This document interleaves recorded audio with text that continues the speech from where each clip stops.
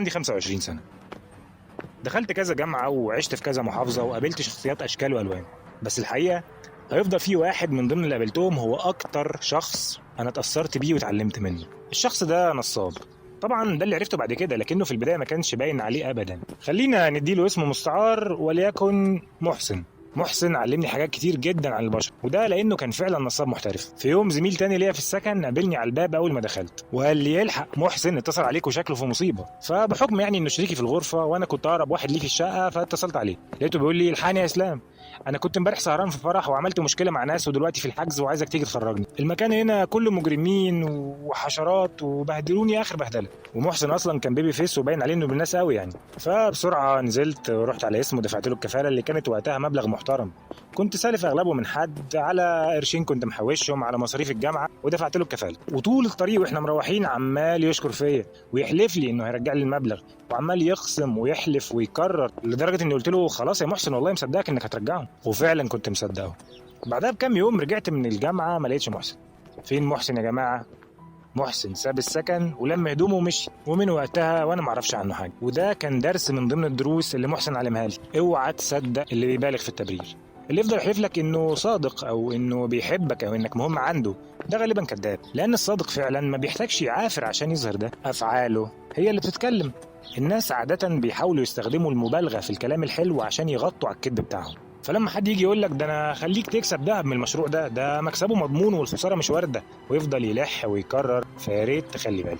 البضاعه الكويسه بتبيع نفسها يا صاحبي. الناس الصادقه بتتعامل ببساطه، والله العرض قدامك، عجبك كان بها، مش عاجبك مع السلامه. والموضوع ده في العلاقات كمان على فكره. الشخص المخلص فعلا ما بيفضلش يحكي عن اخلاصه ووفائه وقد ايه هو طيب وجميل، افعاله هي اللي بتتكلم عنه. الراجل ده اللي عمال يقول انا اكتر واحد بيدعم حقوق المرأة وكل كلامه عن المرأة اكتر من المرأة نفسها اصلا، ده غالبا كذاب وبيعمل كده عشان اغراض تانية خالص. الرجالة اللي بيحترموا الست فعلا تصرفاتهم هي اللي بتقول مش لسانهم.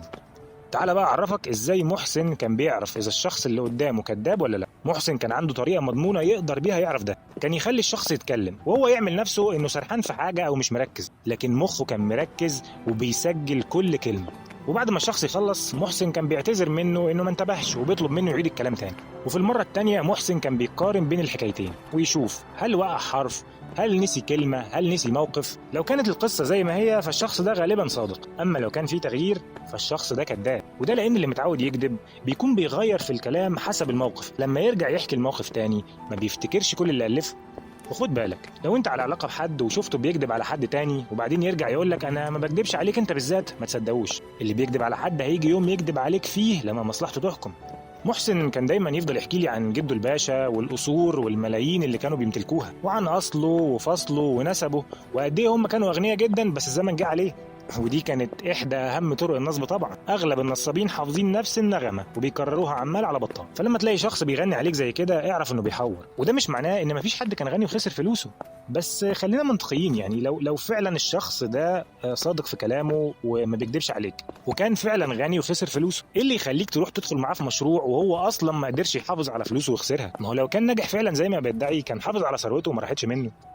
محسن نصاب محترف، وفي زي محسن كتير في حياتنا بينصبوا علينا، مش شرط في فلوس لكن في مشاعر، في وقت، في طاقة ومجهود بنضيعه عليهم كل يوم. فعشان كده خلي بالك وما تضيعش وقتك على حد ما يستاهلش. انت اولى بكل دقيقة، وفي ناس تانية يستحقوا طاقتك ومشاعرك، اولهم نفسك. وفي النهاية لو عجبك الفيديو ما تنساش تدوس لايك وتشترك في القناة. اشوفكم على خير في حلقة جديدة في الشارع.